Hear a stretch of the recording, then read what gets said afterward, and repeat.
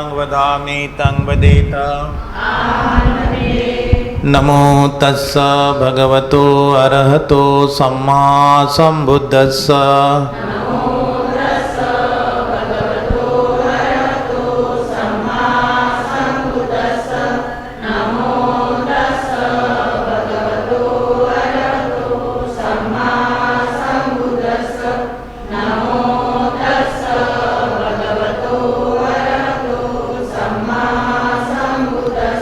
बुद्धं शरणं गच्छामि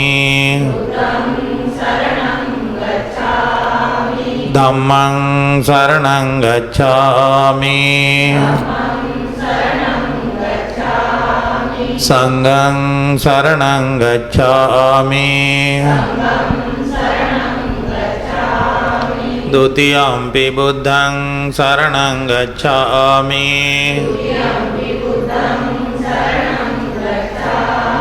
द्वितीयंपि धम्मं शरणं गच्छामि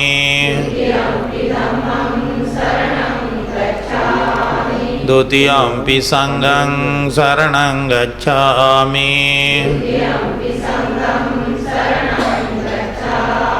तृतीयंपि बुद्धं शरणं गच्छामि तृतीयंपि धम्मं शरणं गच्छामि तृतीयंपि संघं शरणं गच्छामि तिसरणागमनं सम्पूर्णं पानातिपाता वेरमणि सिक्खापदं समादियामि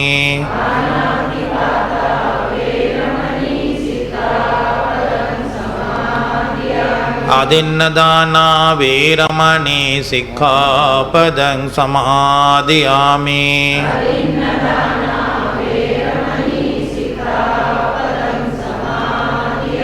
कामेषु मिथ्याचारा वेरमणि सिक्खापदं समादियामि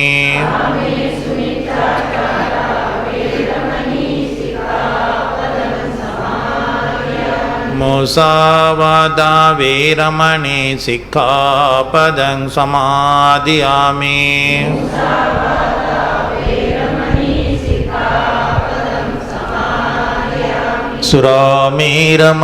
सुरामेरमज्जपमादठाना वेरमणि सिक्खापदं समादियामि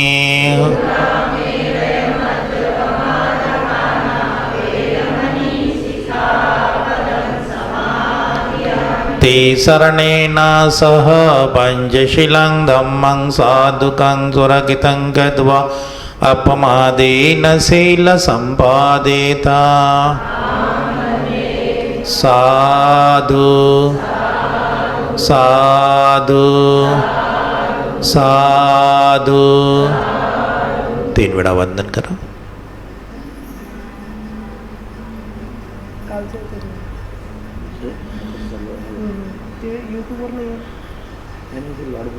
आज आपण सद्धम्म बुद्धविहारामध्ये मिलिंद प्रश्न या ग्रंथाला सुरुवात करणार आहोत. जे लेखक आहे सद्धम्म सदानंदजी महास्थवीर, की ज्यांनी संपूर्ण आयुष्य भिक्षू जीवनामध्ये घालवलं आणि ते परिनिर्वाण झालेत. काल पौर्णिमा होती. काल आपण परित्त सुताच्या पाठाने सुरुवात करणार होतो.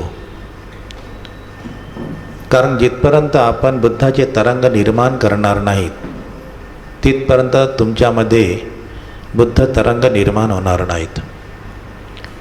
सूत्रपठणाला भगवान बुद्धाने 82,000 धर्मस्कंद ज्याला म्हणतात आणि 2000 अर्थांचे असे 84,000 धर्मस्कंदाचा पाठ ज्याला सूत्रपठण म्हणतात, हे तुमच्या जीवनातले एक रक्षण करते आहे. काल इथे मोठे मोठे पाहुणे येणार होते म्हणून आपण काल परित्तसूत्र पाठ घेतला नाही. मी माझं एक तुमच्यावर मैत्री भावना एक सूत्र म्हणतो आहे आणि नंतर माझ्या ग्रंथाला सुरुवात करतो आहे.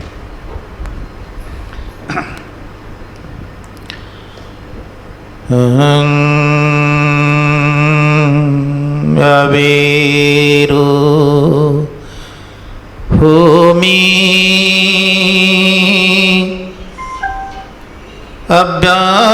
अव्यापज्या होमी अनिगो होमी सुखीयतानं परिहरामि अय्यं वियं मय्यं आचारे उपज्जयो माता पितरो हितसत्ता मज्जति कसत्ता वीरी सत्ता अवेरन्तु अव्यापज्या होन्तु अनिघा होन्तु सुखीयतानं परिहरन्तु दुःखमोचन्तु यथा लब्धसम्पत्तितो मा विगच्छन्तु कम्मसखा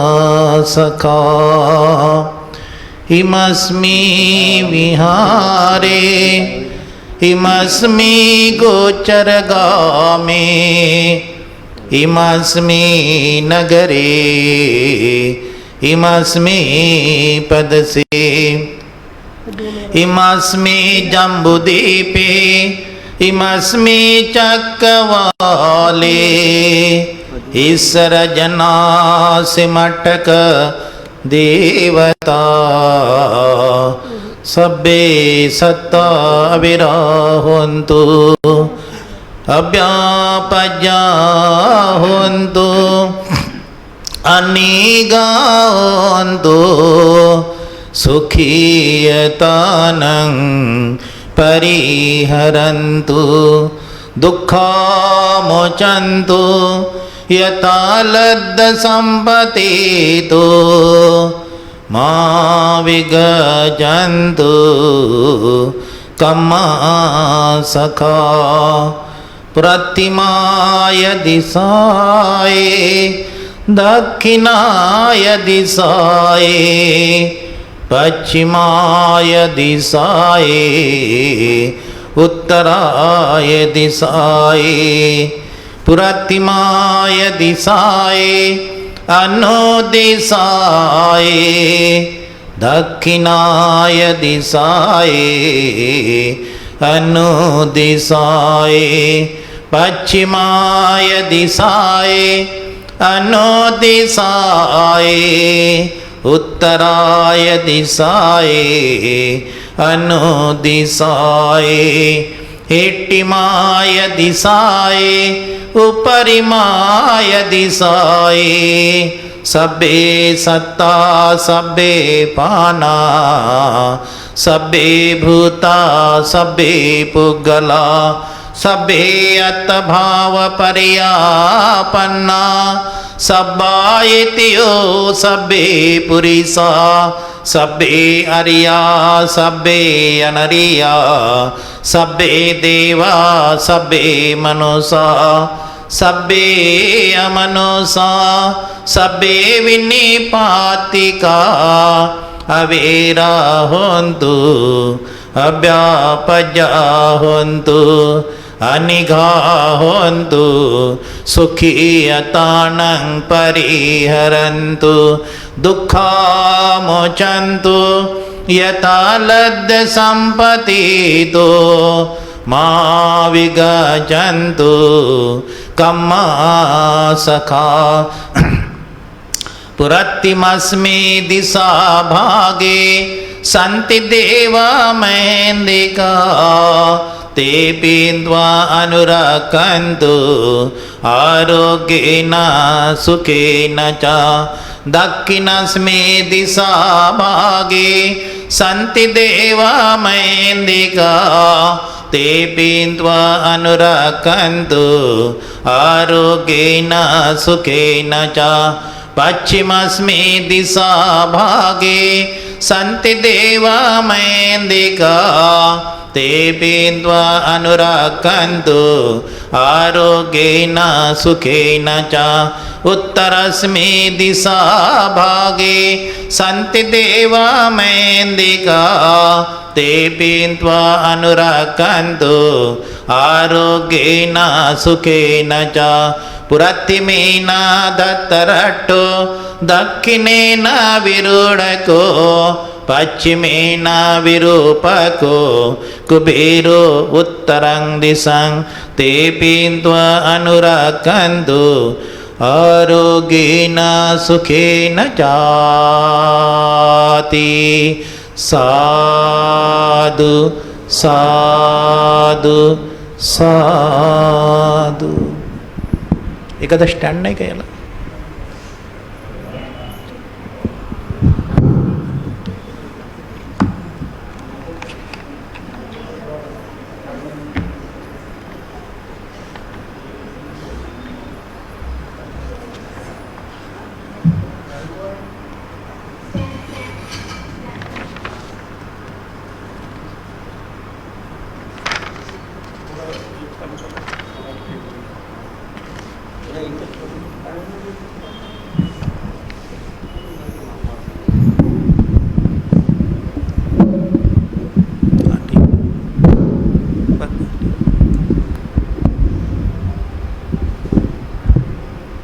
हॅलो हॅलो, येते तिकडे? हॅलो, आवाज येते का? Hello hello. नमो तस्स भगवतो अरहतो सम्मा सम्बुद्धस्स. नमो तस्स भगवतो अरहतो सम्मा सम्बुद्धस्स. नमो तस्स भगवतो अरहतो सम्मा सम्बुद्धस्स. आज आपण मिलिंद जो प्रश्न आहे त्यातला आपण उपरी कथा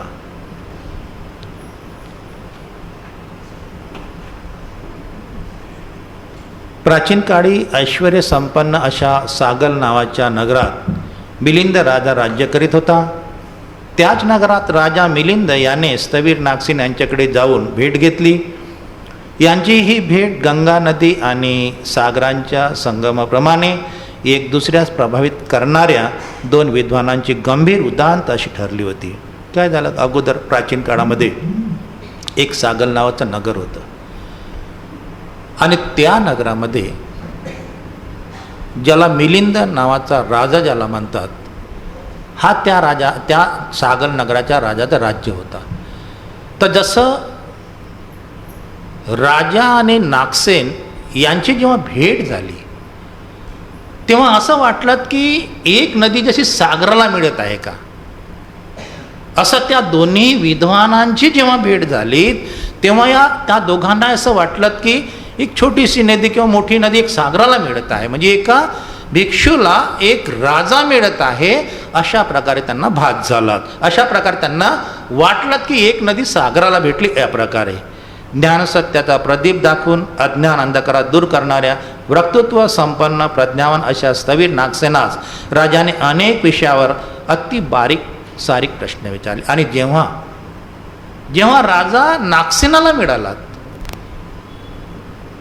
तेव्हा जे जे काही मनामध्ये जे प्रश्न उत्पन्न झाले, छोटे मोठे बारीक सूक्ष्म सूक्ष्म जी काही असेल त्या प्रकारचे प्रश्न त्या नागसेन पंथीजीला विचारले आणि तेवढ्याच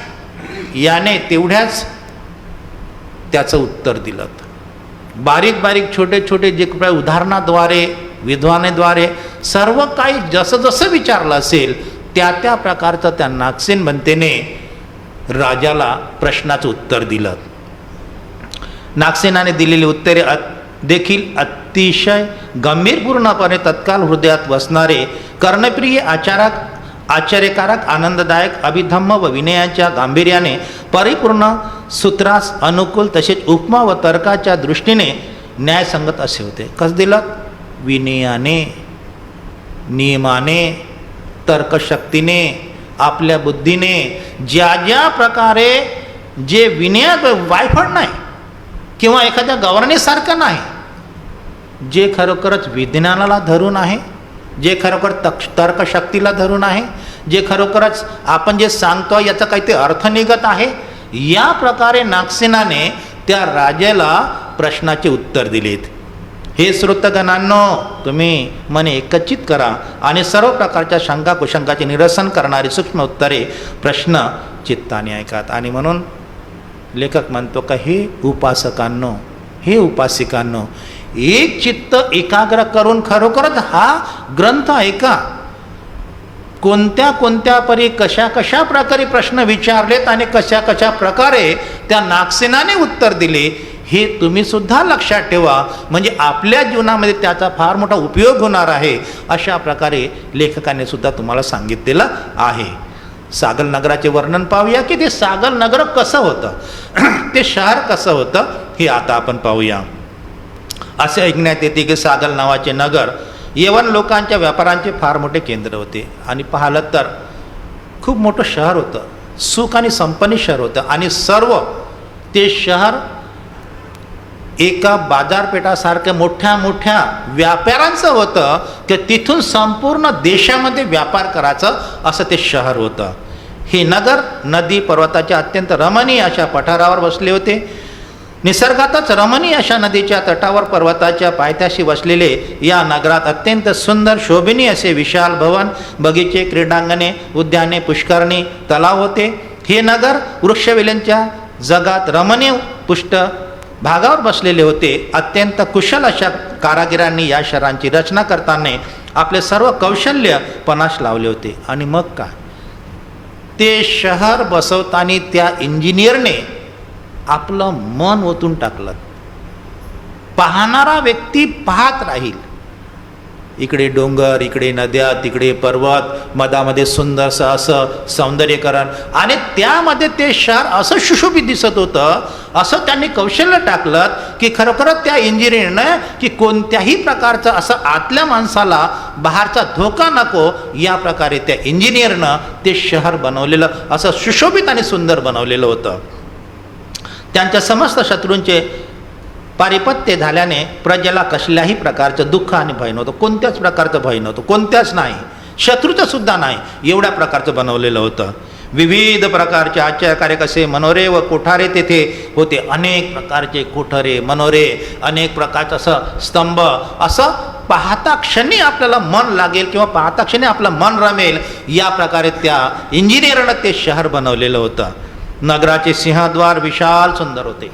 जो दरवाजा येतो आहे, ज्याला सिंहद्वार, सुंदरसा विशाल बनवला होता की त्याच्यावर सुद्धा नक्षीकाम केलं होतं, असा तो सिंह दरवाजा होता. अंतपुराच्या सभोवार खंदक, पिवळ्या रंगाच्या दगडांची तटबंदी होती. आणि एवढंच नाही तर आजूबाजूला ज्याला आपण कंपाऊंड म्हणतो आहे, तो कंपाऊंड ज्याला तटबंदी म्हणतात, हा पिवळ्या रंगाच्या अशा गोट्यांनी बनवलेला की ताकी तिथं कोणताही शत्रू तिथे घुसणार नाही किंवा आक्रमण करणार नाही, या प्रकारे त्यांनी केलेलं होतं. रस्ते, चौक व पटांगणे शहरातील सर्व भागातील विभागली गेली होती. विविध प्रकारचे चौक, रस्ते, बराबर कुठे काय पाहिजे, कुठे पाणवटे पाहिजे, कुठे विहिरी पाहिजे, कुठे, हे संपूर्ण बराबर व्यवस्थितपणे त्या इंजिनियरने केलेलं होतं.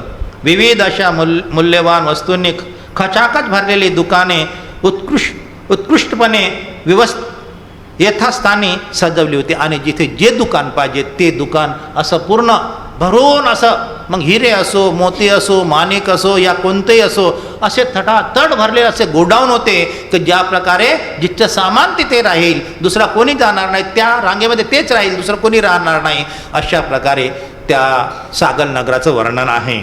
ठिकठिकाणी अत्यंत सुंदर शेकडो दानशाळा होत्या. आणि एवढंच नाही तर दान कर्म करणारे सुद्धा लोक होते, येणारे जाणारे लोक होते, साधू होते, संत होते, ऋषी होते, मुनी होते, श्रमण होते, भिक्षू होते. मग त्यांना सुद्धा दान कर्म करणारे होते आणि त्यांच्यासाठी मोठे सेट टाकले सुंदरसे की इथे आल्यानंतर इथे त्यांना दान कर्म करावं. त्यांनी म्हणजे अशा प्रकारची सुद्धा व्यवस्था केलेली होती. हिमालयाच्या उत्तुंग शिखराशी स्पर्धा करणाऱ्या शेकडोच काय पण हजारो उंच उंच अशा इमारती होत्या आणि 101 इमारती. जसं हिला झपून देणारे दुसरी म्हणजे अशा प्रकारे 101 पाहता क्षणी ही पाहावं का ती पाहावं अशा प्रकारे एवढं मोठं शहर त्या इंजिनियरने बनवलेलं होतं. हत्ती, घोडे, रथ आणि शहरात फिरणाऱ्या लोकांची शहरातील सडकेवर एकसारखी ये-जा सुरू होते. आणि ते जर व्यापारपेठ होती ना तेव्हा हत्ती, घोडे, येणारे जाणारे, सौंदर्यवान पुरुष, सौंदर्यवान स्त्रिया ह्या सुद्धा त्या रस्त्याने जाता येता सर्वांना दिसत होत्या. जिकडे तिकडे सुंदर स्त्री पुरुषांचे थवेच्या थवे सदैव ये जा करताना दृष्टी पडत असत. सर्व प्रकारच्या लोकांनी भरलेले हे नगर अतिशय शोभवान दिसत असत आणि कोणत्याच प्रकारची कमी नाही, कोणत्याच प्रकारचं असं सौंदर्य सुद्धा कमी नाही की ज्यामध्ये हे कमी आहे असं कधीही वाटलं नाही. मग ते स्त्री असो, पुरुष असो, या घोडे असो, या बैल असो, या मनुष्य असो, या कोणीही असो, सौंदर्याने परिपूर्ण आणि अशा प्रकारे तिथे कोणत्याच प्रकारची अशी कमतरता नव्हती. क्षत्रिय, ब्राह्मण, वैश्य, शूद्र, श्रमण, ब्राह्मण, गणाचारी इत्यादी सर्व स्तरातील लोक तिथे राहत होते. आणि 4ही प्रकारचे लोक, क्षत्रिय, ब्राह्मण, वैश्य, शूद्र, जे 4 वर्ण आहेत, ज्या ब्राह्मणांनी 4 वर्ण पाडलेले आहेत, ज्या ब्राह्मणांनी 4 वर्णामध्ये त्यांचे कामं त्याला वाटून दिले आहे, ज्या ब्राह्मणांनी सांगितलं की माझं काम तू करायचं नाही, तुझं काम तू करायचं नाही, माझं मीच करणार नाही, पण तरीसुद्धा त्या सागर नगरामध्ये हे संपूर्ण 4ही वर्णाचे लोक काय अतिरिक्त लोक सुद्धा तिथं होते. म्हणजे संपूर्ण शहरामध्ये असं कोणत्याही प्रकारचं, मग तो श्रामण असो, ब्राह्मण असो, या एखादा ऋषी असो, मुनी असो, हे सर्व लोक त्या सागर नगरामध्ये होते. आणि गणाचारी इत्यादी सर्व स्तरातील लोक तिथे राहत असत. मोठमोठ्या विद्वानांचे तिथं प्रसिद्ध केंद्र. आणि एवढंच नाही तर मोठे मोठे विद्वान सुद्धा होते, मोठे मोठे पंडित सुद्धा होते की ते सुद्धा कमी नव्हते. काशी, कोईमतुरी इत्यादी शहरातील सर्वत्र मौल्यवान प्रसिद्ध कापडांची भव्य दुकाने होती. आणि जे मोठे मोठे दुकाने राहत, भारी भारी दुकानं राहत, ते सुद्धा तिथे होती. विविध प्रकारच्या फुलांची आणि सुगंधित द्रव्यांची सुद्धा दुकाने होती. सुंदरशी फुलं, द्रव्य, 101 फुलं की ज्यामध्ये आपलं मन मोहून जाईल अशा प्रकारे सुद्धा तिथे होते. मौल्यवान रत्नांनी तर कपाटाचे कपाट भरलेले होते. आणि गोडाऊनचे गोडाऊन हिरे, मोती, माणिक असे गोडाऊनचे गोडाऊन भरलेले होते. सौंदर्य प्रधानांच्या व्यापाराने दुकाने तर इकडे तिकडे दुसरीच पडवते. कारशापण, चांदी, सोने, कासे आणि मौल्यवान हिरे इत्यादी सर्व वस्तूंनी संपन्न नगर होते. बहुमूल्य रत्नांनी चमकणारा एक खजिना वाटत होते. सर्व प्रकारचे धन धान्य, विविध उपभोग्य वस्तूंनी राजाचा कोश परिपूर्ण भरलेला होता. आणि सागर नगरामध्ये जो नागसेन राजा होता, मिलिंद राजा होता, तर त्यांच्या याच्यामध्ये असं कोणतंही कमी नव्हतं की जेव्हा ही वस्तू कमी आहे असं नव्हतंच. विविध उपभोग्य वस्तूंनी राजाचा कोश परिपूर्ण भरलेला होता. अनेक प्रकारचे खाद्य व पेय तेथे होते. उत्तर पूर्व प्रमाणे पिकाऊ तसेच अलकनंदा देवपुराप्रमाणे शोभव्यान असे ते सागर नगर होते.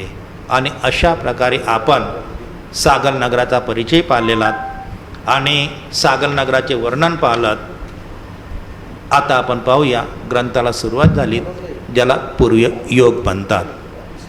पूर्वयोग आपल्या जीवनाच्या पूर्व काय घडलं, आपण अगोदर काय होतो आणि आता ताईपर्यंत आलो, त्याच्यानंतर आपण केलेल्या कर्माच्या कर्मफळानुसार काय होणार हे तर आपल्याला माहीत नाही. कुठून आलो हेही माहीत नाही, कुठे जाणार हेही माहीत नाही. ज्याला प्रचिती ज्ञानी म्हणतात, जो प्रचिती ज्ञानी जर बुद्ध असेल तोच या पूर्वजन्माला जाणू शकते, तुम्ही आम्ही नाही जाणू शकत. आणि म्हणून पाहूया की ते हाकीत केलं आहे की जेव्हा सांगितलेलं आहे त्यांच्या आपण ते पूर्व हे पाहूया. त्यांच्या पूर्वजन्माची कथा. कोणाच्या? नागसेन आणि मिलिंद यांच्या पूर्वजन्माची कथा काय हे आपण पाहणार आहोत. पूर्वयोगाचा अर्थ आहे त्यांनी पूर्वजन्मी केलेले कर्म, म्हणजे आपण अगोदर त्यांनी सुद्धा आपले कर्म केले असेल, त्यांच्या पूर्वजन्माचे कर्म काय, त्याच्यानंतर तो मिलिंद आणि नागसेन झालेला आहे. तर पाहूया ते. प्राचीन काळी भगवान काश्यप बुद्धाचे समयी गंगा नदीच्या काठी एका आश्रमात एक फार मोठा भिक्खू संघ वास्तव्य करीत होता. काश्यप बुद्ध, त्यावेळेस काश्यप बुद्ध होते आणि त्यांच्या वेळेस एक फार मोठा भिक्खू संघ होता.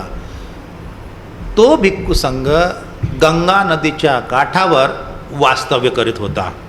व्रताचार्य आणि शील संपन्न ते भिक्षू प्राप्तकाळी उठून बुद्ध गुणांचे स्मरण करीत असता संपूर्ण अंगण झाडून काढीत व केर कचरा एकत्र करीत. तर श्रीलंकेला सुद्धा ही चाल आहे, थायलंडला सुद्धा चाल आहे की सकाळी उठल्यानंतर बुद्धाचं गुण स्मरण करता करता संपूर्ण विहार झाडून काढत असत. मग तो स्थवीर असो, थेरो असो, महाथेरो असो, श्रमण असो, संपूर्ण भिक्षू या पटांगणापासून तर त्या पटांगणापर्यंत संपूर्ण झाडू मारत असत आणि केर कचरा साफ करून फेकून देत असत आणि त्याच्यामध्येच आपलं सूत्रपठण करणं, गुणगुण करणं, बुद्धाचे गुण वगैरे स्मरण करणं, या प्रकारे त्यांचं कार्य होतं. एके दिवशी एका भिक्षूने कोण्या एका श्रमणास तो कचरा फेकून देण्यास सांगितले, परंतु त्याने त्याच्या आज्ञेकडे मुद्दामच कानाडोळा केला. दुसऱ्यांदा व तिसऱ्यांदा सांगितल्यानंतर सुद्धा त्याने त्यांच्याकडे मुळीच लक्ष दिले नाही. हे पाहून हा श्रामणेर फारच उद्धट आहे असा विचार मनात येताच रागाच्या भरात भिक्षूने त्या श्रामणेरास झाडूच्या दांड्याचा एक फटका मारला. तेव्हा त्याने भीतीमुळे रडत रडत कचरा फेकत असता आपल्या मनाशी असा संकल्प केला, जोपर्यंत मला निर्वाणपद प्राप्त होत नाही तोपर्यंत मी साफसफाईचे काम पुण्य कर्म करीत राहीन. त्यामुळे होणारी या फळप्राप्तीच्या योगाने जेथे जेथे माझा पुनर्जन्म होईल तेथे तेथे मी तडपणाऱ्या सूर्याप्रमाणे अत्यंत तेजस्वी. काय झालं? सकाळीच्या प्रहरी संपूर्ण भिक्षू संघ, श्रमण संघ केरकचरा साफ करत आहे. आता काय झालं? त्यांनी भिक्षूने झाडता झाडता पूर्ण जमा केलात आणि जमा केल्यानंतर त्यातला जो एक श्रमण होता त्याला सांगितलं, हे श्रमण हा कचरा फेकून दे. त्यांनी काय आडसे होता तो, त्यांनी कानाडोळा केला. पुन्हा दुसऱ्यांदा म्हणला, हे श्रमण हा कचरा फेकून दे. पुन्हा त्याने कानाडोळा केला. तिसऱ्या वेळेस पुन्हा त्याने सांगितलं, हे श्रमण हा कचरा फेकून दे. 3 वेळा सांगण्याची पद्धत आहे कोणतीही. परंतु त्या श्रामणेराने कानाडोळा केल्यामुळे त्या भिक्षूला राग आला.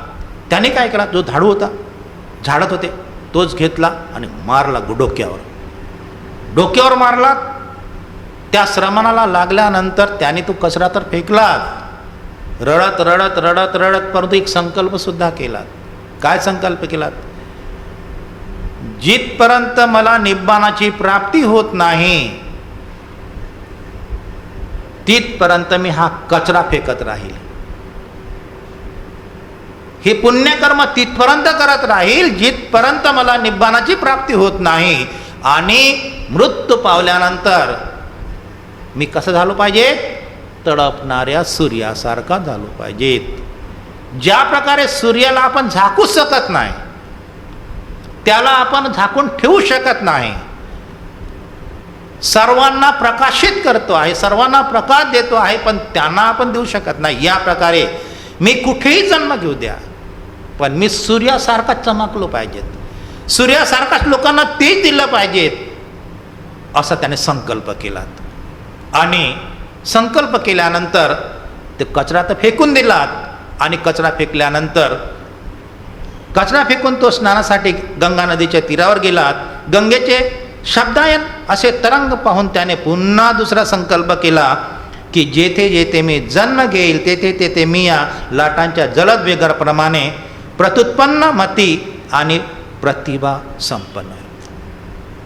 आंघोळ करायला गेलात, कचरा तर झाला फेकून. आंघोळ करायला गेल्यानंतर त्यांनी पाहिलं की त्या गंगेच्या लहरा असे लहरत आहेत, अनंत लहरत आहे, ज्याला कुठं थांबण्याची कुठं हे नाही, त्याच्यावर कोणाची नजर ठरत नाही. पहिला संकल्प केला की मी सूर्यासारखा झालो पाहिजे, तडपणाऱ्या सूर्यासारखा तेजोमय झाला पाहिजे. आता त्यांनी दुसरा संकल्प केला. जेव्हा त्यांनी त्या नदीचा प्रवाह पाहिलात, नदीचे तरंग पाहिलेत, दुसरा संकल्प केला की ज्या प्रकारे ही नदीचे तरंग थांबत नाही, ज्या प्रकारे हे नदीचे तरंग दूरपर्यंत जात असतात, याच प्रकारे मी सुद्धा असे प्रश्न विचारेल की जिथे मी थांबणारच नाही, मग ते प्रश्न असो की उत्तर असो, त्या प्रकारे मी झालो पाहिजेत. प्रतिभाशाली, सूर्यासारखा तेजोमय झालो पाहिजेत, माझ्यासारखा कोणी होऊ नये, अशा प्रकारे त्यांनी दुसरा संकल्प केला. तो भिक्षू देखील झाडूच्या ठिकाणी झाडू ठेवून स्नानासाठी गंगेच्या घाटावर जात असता त्याने त्या श्रमणांचा वरील संकल्प ऐकला आणि आपल्या मनाशी विचार करू लागला की हा श्रमण माझ्यामुळे प्रेरित होऊन जर असा संकल्प करीत आहेत तर मला का त्याची फळप्राप्ती होणार नाही. आणि तो जेव्हा त्याने कचरा फेकलात आणि रागारागाने केला, तो त्या भिक्षूला वाटलं की हा मराला तर नाही चाललात, बडा रागारागाने चालला आहे. तो भिक्षू त्याच्या पाठीमागे गेला. पाठीमागे गेल्यानंतर जेव्हा त्यांनी संकल्प केला तर भिक्षूने ऐकलं, अरे बेटा, माझ्या एका मारण्यामुळे हा संकल्प करतो आहे की अनेक जन्मामध्ये मी कुठेही जन्म घेऊ द्या, मी हरलोच नाही पाहिजेत. तर ज्या अर्थी या श्रामणेराला जर फायदा होत असेल, जर या श्रामणेराला जर याची जर मनोकामना पुरी होत असेल, याची प्रतिज्ञा जर पुरी होत असेल, तर मी तर भिक्षू आहे, मी त्याच्यापेक्षा श्रेष्ठ जीवन जगत आहे, मग मी सुद्धा संकल्प का करू नये. आणि मग त्याने पाहिलं की या श्रमण संकल्प करू शकतो आहे की मी विचारलेल्या प्रश्नाचं कोणी उत्तर देऊ नये, मी असा प्रतिभाशाली झालो पाहिजे. मी सुद्धा संकल्प करतो आहे की यांनी विचारलेल्या हर प्रश्नाचं उत्तर मी देईल. बघा, त्या भिक्षूने संकल्प केला, दोघांनी संकल्प केला. एकाने संकल्प केला मी प्रश्न विचारेल, त्या प्रश्नामध्ये मी कधी हारणार नाही. दुसऱ्याने संकल्प केला की यांनी विचारलेल्या प्रश्नाचं मी कोणत्याही कसाही प्रश्न विचार द्या, त्याचं मी उत्तर देईल.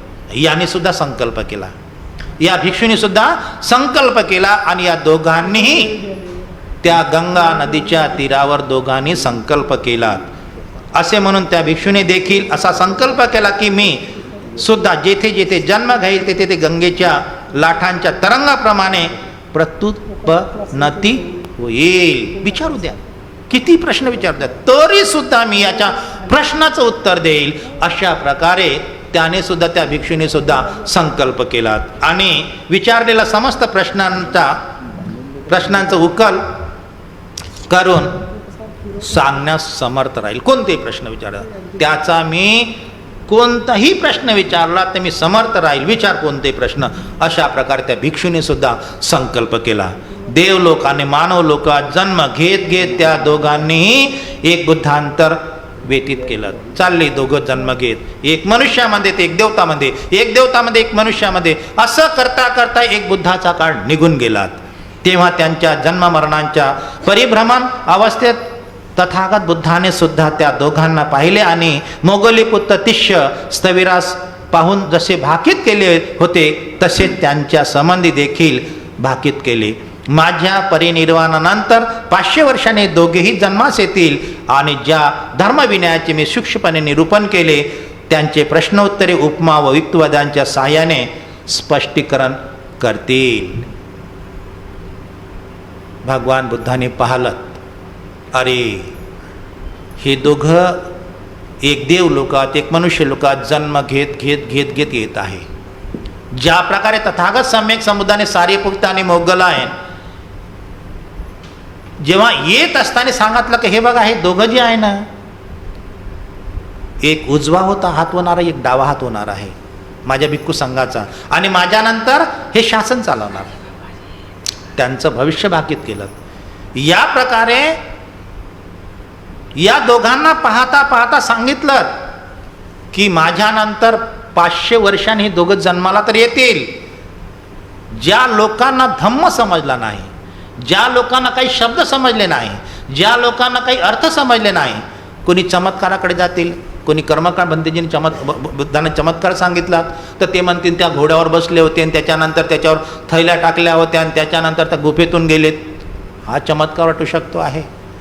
122 लोकांच्या टोळ्यांना मार्गदर्शन चमत्कार वाटतं. तर ज्या प्रकारे ह्या चमत्कारात किंवा हे कोण सांगणार, मी गेल्यानंतर कोण सांगणार, तर जेवढेही काही प्रश्न आहेत जे लोकांना समजले नाही, हे दोघंच उपमेद्वारे आणि तर्काद्वारे बुद्धाचं शासन टिकून ठेवतील आणि बुद्धाचं शासन टिकल्यानंतर हे दोघं त्याचा उकल करून ठेवतील. या प्रकारे भगवान बुद्धाने सुद्धा भाकीत केलं, सांगितलं, त्यावेळेस सांगितलं की हे दोघंच माझ्या धम्माला जिवंत ठेवतील. त्यानुसार त्या दोघांपैकी श्रामणेर हा जंबूद्वीपातील सागर नावाच्या नगराचा मिलिंद नावाने प्रसिद्ध पावलेला राजा, तो मोठा पंडित, चतुर, विद्यमान आणि समर्थ असा शासक होता. तो भूत, भविष्य आणि वर्तमान अशा तिन्ही युगाच्या बाबतीत जागृत होता. त्याने स्वतः अनेक विद्याचा अभ्यास केला होता. असं करता करता भगवान बुद्धाच्या काळानंतर 500 वर्षाने हा श्रमण जन्माला आला. एक देवलोकात, एक मनुष्य लोकात. मग मनुष्य लोकात कोण जन्माला आला? ज्या श्रमणाने जो संकल्प केला होता, मी सूर्यासारखा तेजस्वी होणार, मी या लहरासारखा जे लहरत आहे जे थांबत नाही अशा प्रकारे मी होणार, प्रतिभाशाली होणार, म्हणजे माझ्यासारखा कोणी दुसरा कोणी होणार नाही. तो श्रमण सागल नावाचा राजा झाला, ज्याला मिलिंद म्हणतात. सागल नावाचा राजा तर झाला, परंतु एवढ्या विद्या प्रकट केल्या त्याने, वर्तमान काळ, भूतकाळ आणि भविष्यकाळ या तीनही लोकांचं जाणत असत, तीनही काळात जाणत असत. एवढंच नाही तर 19 प्रकारच्या विद्या त्याने प्रकट केल्या की ज्यामध्ये तो हरणारच नाही अशा प्रकारच्या विद्या सुद्धा त्याने त्या राजाने प्रकट केल्यात. आणि तो झाला सागल नावाचा राजा, सागल नगर नावाचा राजा, ज्याला म्हणतात मिलिंद. त्याने कोणत्या कोणत्या विद्या प्रकट केल्या? श्रुती, स्मृती, साख्य, योग, न्याय, वैशिक, गणित, संगीत, वैदिक, वेद, सर्व पुराणे, इतिहास, ज्योतिष्य, मंत्रविद्या, तर्क, तंत्र, युद्धविद्या, छंद आणि समुद्रिक. समुद्रापासून तर आकाशापर्यंत, आकाशापासून पाताळापर्यंत जेवढ्याही विद्या होत्या अशा 19 प्रकारच्या विद्या त्यांनी प्रगट केल्या. बघा, म्हणजे 19 प्रकारच्या विद्या. त्याच्यापाशी कोणत्याही प्रकारची संपत्ती किंवा कोणत्याही प्रकारचं ही कमी आहे असं कधीच झालं नाही. एवढा विद्वान, एवढा पंडित, एवढा हुशार तो राजा, त्याच्यासारखा दुसरा कोणताही राजा झालेला नाही. समुद्रिक अशा 19 विद्यामध्ये तो पारंगत होता. वादविवादात अद्वितीय, त्याच्यासारखा हारणारा नव्हता, कोणासोबत वादविवाद करायचा, अजिंक्य असं होता. तो सर्व तीर्थकारामध्ये श्रेष्ठ. जेव्हा त्याचा विद्वान आणि पंडित झाला तर कोणताही तीर्थकार त्याच्या समोर टिकू शकत नव्हता, कोणताही पंडित टिकू शकत नव्हता, कोणताही विद्वान टिकू शकत नव्हता. एवढा पंडित आणि विद्वान होता. प्रज्ञा, बल, वेग, शौर्य, धन, भोग इत्यादी सर्व बाबीमध्ये संपूर्ण जंबूद्वीपात राजा मिलिंदाची बरोबर कसे गेले असा कोणीही नव्हता. ज्ञानीवंत होता, बलवान होता, त्याच्यासारखा राजा नव्हता, शौर्य होता, धन संपत्ती कोणाही पाशी एवढी धन संपत्ती विद्या कोणाही पाशी नव्हती असा तो एक असा राजा होता ज्याला मिलिंद म्हणतात. असा तो हुशार आणि पंडित होता. तो अफाट संपत्तीचा धनी आणि उन्नतिशील होता. एवढंच नाही, अफाट क ज्याची गिनती नाही, ज्याच्या सैन्याची गिनती नाही, घोडदळ असो पायदळ असो याची गिनती नाही. ते घोडे असो की हत्ती असो या पायदळ चालणारे असो की स्वारी करणार, कशाचीही अशी गिनती नाही. एवढं त्या राजापाशी संपत्ती आणि बल होतं. त्यांचा सेनेचा व वाहनाचा तर अंतच नव्हता. सेनाचा अंत नव्हता, तो वाहनाचा सुद्धा अंत नव्हता. तेव्हा एके दिवशी आपल्या अनंत अशा चतुरंगी सेनेचे निरीक्षण करण्याच्या हेतूने राजा मिलिंद नगराबाहेर पडला. एकदा त्याला असं वाटलं, आज आपण आपली सेना किती आहे हे पाहावं, आज आपले घोडे हत्ती किती आहे हे पाहावं. आणि मग तो त्या सकाळी निघाला. आपली सेना किती आहे कारण गिनतीच नव्हती. आणि तो पाहण्यासाठी सकाळीपासून सुरू केलं त्याने. राजाने लोकायत वितंडवादी सेनेची पाहणी करून होताच त्या वादप्रिय राजाने लोकायत वितंडवादी लोकांशी वार्तालाप करण्याच्या उद्देशाने सूर्याकडे पाहिले आणि मंत्र्यांना उद्देशून तो म्हणाला, सूर्यास्ताला अजून बराच अवकाश आहे, तोपर्यंत आपण काय करावे? ज्यांच्यासह नगरात जाऊन वार्तालाप केल्यास तो माझ्या कुशंकाचे निरसन करू शकेल असा कोणी एखादा सम्यक संबंधाचे सिद्धांत जाणणारा श्रमण ब्राह्मण किंवा गणाचार्य पंडित आहे का? पाहता पाहता पाहता पाहता लोकांना पाहता पाहता आपले घोडे आपले सैन्य पाहता पाहता 3-4 वाजले. पाहून चालत वेळ बाकी होता. तेव्हा त्यांच्यासोबत 500 त्यांचे राजाचे सवंगडी राहतेच. त्यांना विचारलं, अहो वेळ तर फार कमी आहे, वेळ तर फार अजून सूर्यच मतलब गेला नाही, मग काय करायचं? या सागर नावाच्या नगरामध्ये भगवान बुद्धाचा साहित्य जाणणारा एखादा विद्वान, एखादा पंडित, एखादा श्रमण, एखादा ब्राह्मण, एखादा हुशार मनुष्य, एखादा उपासक असं कोणी आहे का जो माझ्याशी चर्चा करू शकेल, जे माझ्या प्रश्नाचं उत्तर देईल? असा कोणी विद्वान, असा कोणी पंडित आहे का या गावामध्ये? अशा प्रकारे त्यांनी आपल्या सवंगडीला, आपल्या सेनेला विचारलं. राजाचे उद्गार ऐकून 500 युवनांनी त्यांना सांगितले की महाराज असे 6 पंडित आहे. आता ज्यांची ज्यांची कीर्ती पसरलेली होती, बा हे पंडित आहे, हे हुशार आहेत, हे महान आहे, असे 6 लोक होते. तर त्यांच्या कानावर होताच की आपल्या गावामध्ये हुशार पंडित असे 6 लोक आहेत.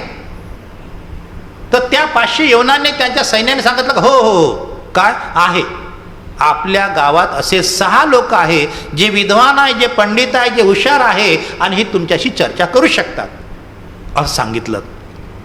पहिला आहे पुरण काश्यप, माखली गोसाल, निगट्ट नाथपूत, संजय बेलपुट्ट, अजित केसकंबली आणि ककुत कच्चान.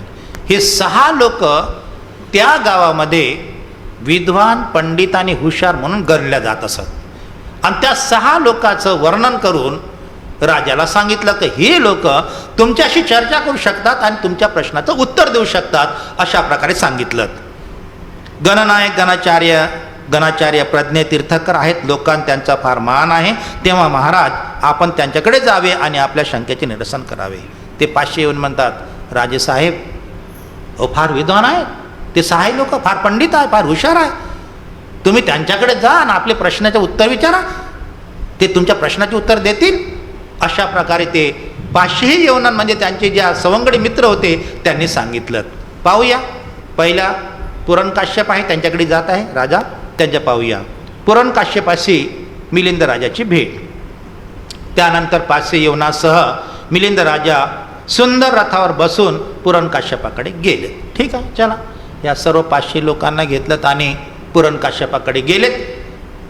पुरण काश्यपाकडे त्यांच्या कुशलतेचे विषय विचारपूस केली. त्याचप्रमाणे अनौपचारिक चर्चा केल्यानंतर एके बाजूस बसलात आणि पुरण काश्यपाला तो म्हणाला, भन्ते काश्यप, जगाचे पालन कोण करतो? राजा पुरण काश्यपाला भेटायला गेला. त्याचा कुशल समाचार विचार, कसे आहे, का आहे वगैरे वगैरे विचारलं. विचारपूस झाल्यानंतर पहिला प्रश्न ठेवला, या संपूर्ण जगाचं पालन कोण करतो आहे? ज्या प्रकारे आपण आपल्या मुलांचं पालन करतो, आई वडील पालन करतो आहे, या जगाचा प्रश्न आहे, एका दोघाचा नाही. या जगाचं पालन कोण करतो आहे हा पहिला प्रश्न आहे. तेव्हा तो म्हणतो आहे, महाराज जगाचे पालन पृथ्वी करते आहे. त्याने सरळ सरळ सांगितलं की बाबा या जगामध्ये, या पृथ्वीवर सर्व लोक आहेत आणि याच जमिनीतून सर्व निघत आहे आणि याच जमिनीतून याच्यावर सर्व लोक आहेत आणि ही पृथ्वी यांचं पालन करत आहे, सर्वांचं पालन करत आहे? सिंपल प्रश्न सांगून दिला त्याने. काश्यपाने उत्तर दिलेत. पण ते काश्यप, जर पृथ्वी जगाचे पालन करते तर अविची नरकात जाणारे जीव पृथ्वीचे अतिक्रमण करून का बरं जातात? अरे म्हणे, हा जर तारणारा आहे, ही पृथ्वी जर सर्वांना तारणारी आहे, हे पृथ्वी जर सर्वांना तारण करत असेल, तर जे लोक नरक यातना भोगतात, जे अतिक्रमण करून या जीवनामध्ये अविची नरकात जातात, किडे माकोडे तिथं गोल गोल घुमूसानी कितीतरी याच्यानं सडत राहतात, तर त्या पृथ्वीनं म्हणायला पाहिजे नाही, अरे अरे अरे तुम्ही कायला असं करतात? अरे तुम्ही चोरी करू नका, हिंसा करू नका, व्यभिचार करू नका, खोटं बोलू नका. अरे मी चांगल्यासाठी तुमचं पालन करतो आहे. जसं एक आईवडील आपलं एखादं मुलगा असेल, अरे बाबू असं करू नको बरं, असं होईल, त्याला दंड तर मिळणार आहे, पण तू असं करून असं समजवते आहे. मग या पृथ्वीनं सुद्धा तसं करायला पाहिजे ना, की जे लोक नरक यातनामध्ये डुबतात, जे लोक या पृथ्वीवर जे लोक हिंसा, चोरी, व्यभिचार, खोटं बोलू, अनेक प्रकारचे कृत्य कर, या पृथ्वीनं सांगायला पाहिजे ना, असं नको करू, ते मी पालन करतो आहे, तुला मी एवढं मोठं जगवतो आहे, मला मी तुझा पृथ्वीवर आधार देतो आहे, आणि तू असं करतो, माझ्या पृथ्वीवर असं करताय, असं का करत नाही? राजाचा हा प्रश्न ऐकून पुरण काश्यपाची तर बोबडीच उडली. नाही समजलं त्याला की आपण या प्रश्नाचं उत्तर कसं द्यावं. त्याचं तोंडच बंद झालं आणि अशा प्रकारे त्यांच्या तोंडून शब्द बाहेर पडेना, खांदे पडून तो चुपचाप हतबल झाला. प्रश्नच नाही. त्याला कोणत्याही प्रकारचं कसं प्रश्नाचं उत्तर द्यावं हे त्याला समजलं नाही आणि तो चुपचाप झाला, चारमुंडी चित.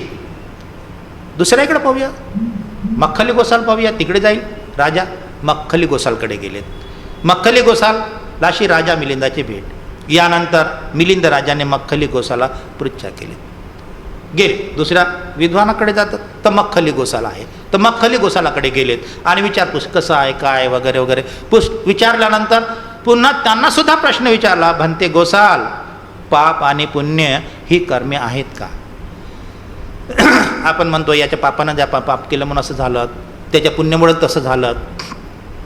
पुण्य पाप आहे का विचारलं, आणि पाप आणि पुण्य आहे का विचारल्यानंतर तसे त्याचे चांगल्या व वाईट कर्माची फळे भोगावी लागतात काय? आणि मग जे आपण कर्म केले, वाचेचे 4 कर्म होतात, शरीराचे 3 कर्म होतात, मनाचे 3 कर्म होतात. आपण इथे एकसारखे कोणीच नाही. कोणी शरीराने सुंदर असेल तर वाणीने खराब आहे,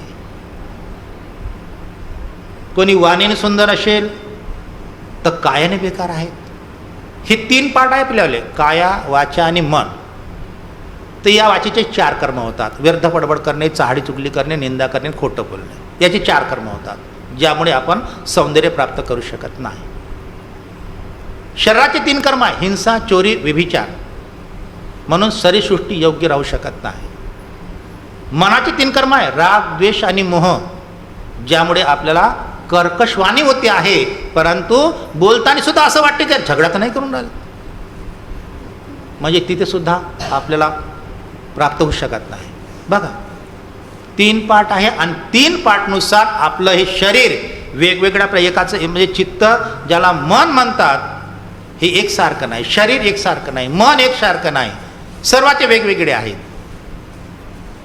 आणि त्या प्रकारच्या केलेल्या कर्माच्या कर्मफळ आहे. विचारलं त्यांनी, पाप आणि पुण्य आहे का?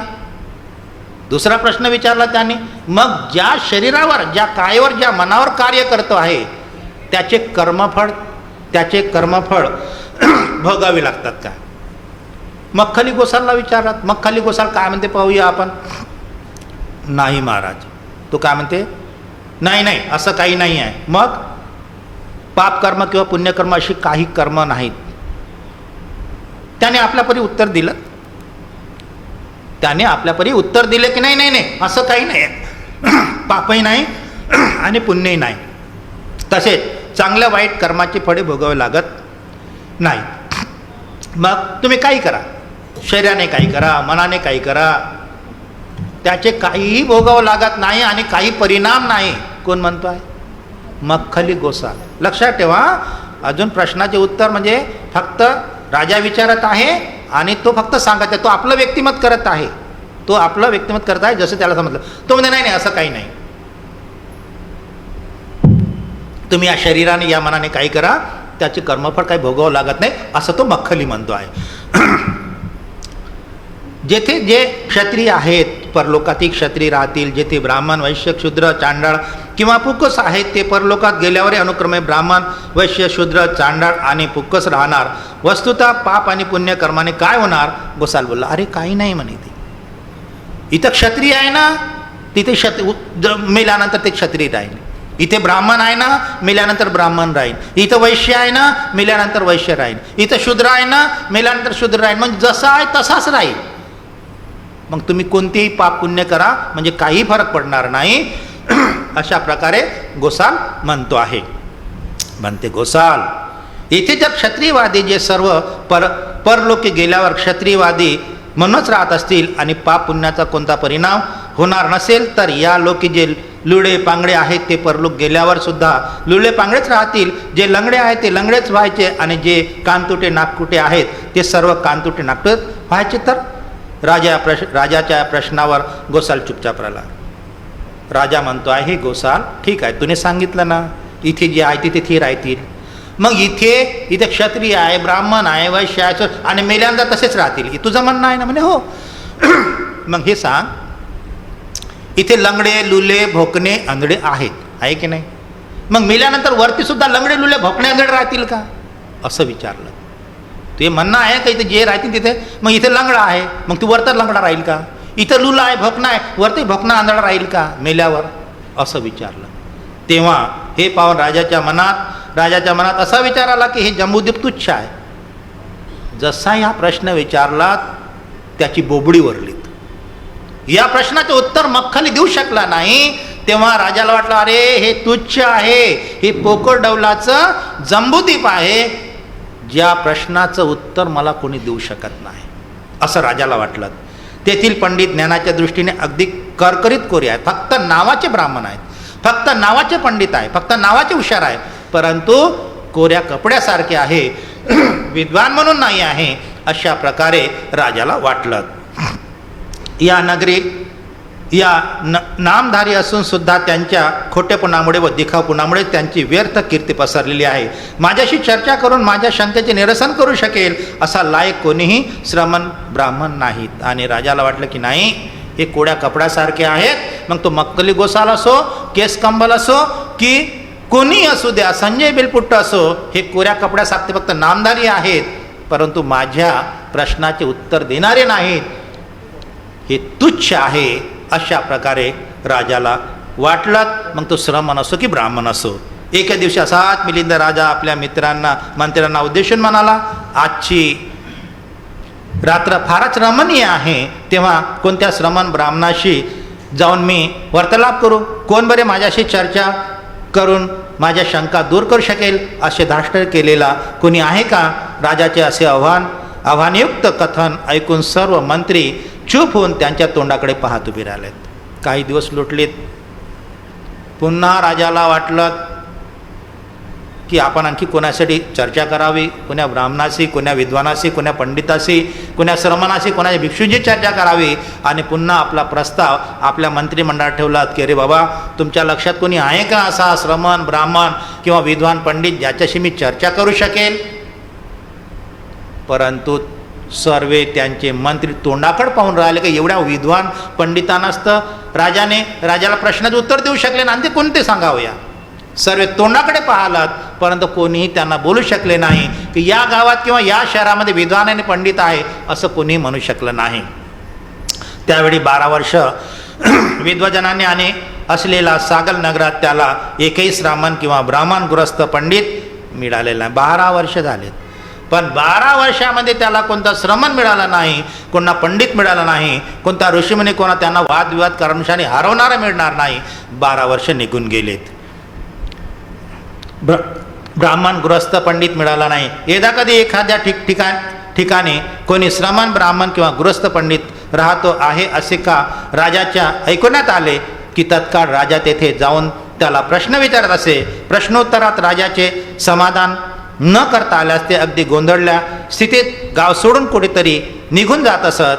जे कोणी गाव सोडण्यास समर्थ असत ते आपले पंडित न दाखवता आपल्या निवासस्थानी अगदी चुपचाप बसून राहत असत. साधारणतः सर्वच भिक्षू सागल नगराचा त्याग करून हिमालय पर्वतावर निघून गेले होते. त्यावेळी हिमालय पर्वताच्या पायथ्याशी असलेल्या सुरक्षित अशा स्थानावर कोटिशत अर्थ वास करत होते.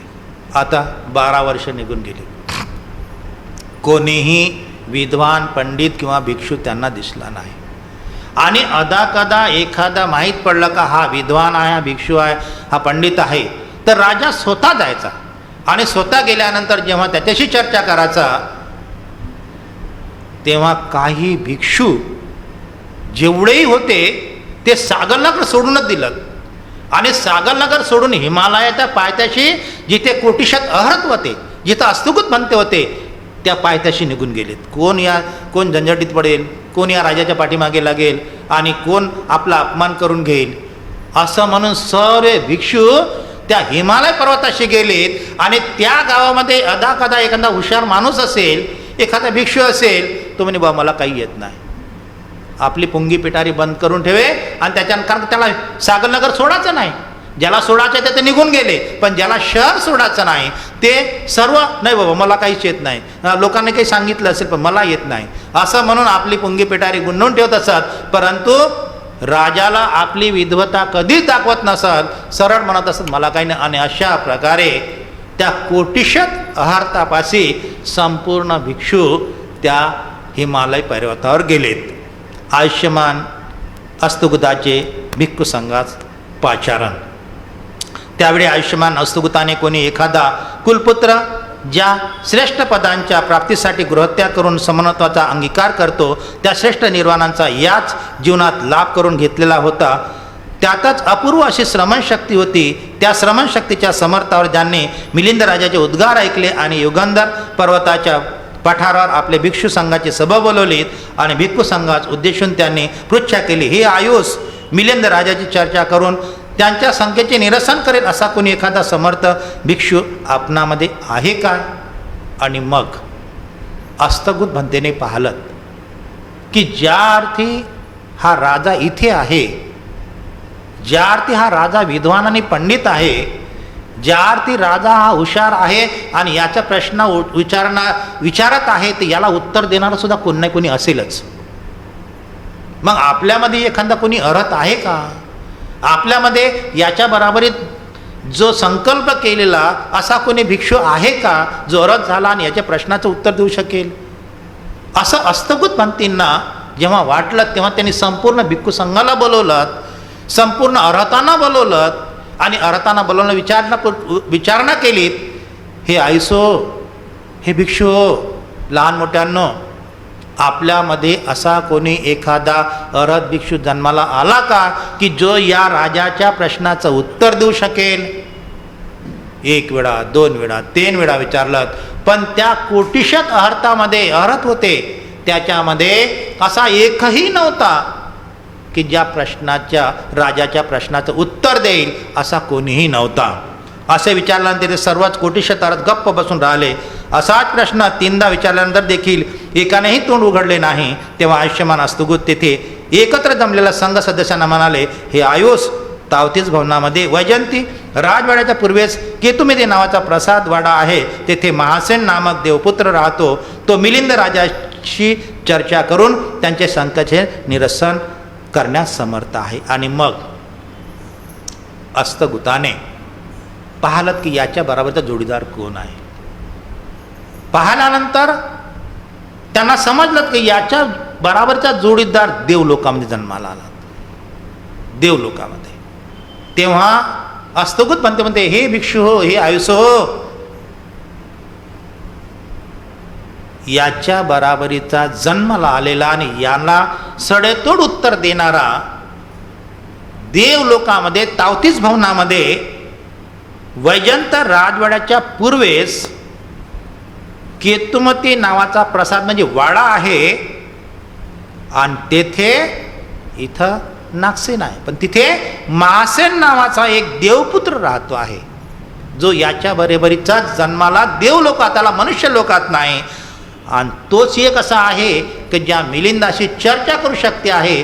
तोच एक असा आहे की जो सडेतोड उत्तर देऊ शकतो आहे. आणि तो आता तावतीच भवनात आहे. आणि आपल्याला सर्वाला तिथे जावं लागेल आणि त्यांना विनंती करून आपल्या मनुष्य येवनीमध्ये जन्म घेण्यास आपल्याला त्याला सांगावं लागेल आहे. आणि अशा प्रकारे ते अस्तुगत म्हणते त्या संपूर्ण भिक्खू संघाला सांगत आहे, पाचारण करत आहे की आपल्याला आता देव लोकातूनच यांच्या प्रश्नाचं उत्तर देणारा त्यांना आपल्याला विनंती करून इथपर्यंत आणणार आहे. अशा प्रकारे त्यांनी आपल्या भिक्खू संघात सांगितलं आहे. उद्या आपण पाहूया महासेन देवपुत्रास मनुष्य लोक येण्याची विनंती. साधू म्हणा.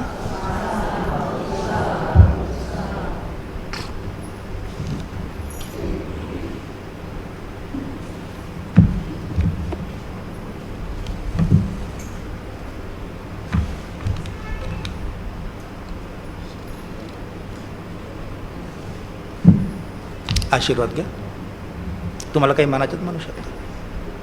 काही म्हणायचं असेल धम्मपद गाथा वगैरे म्हणा.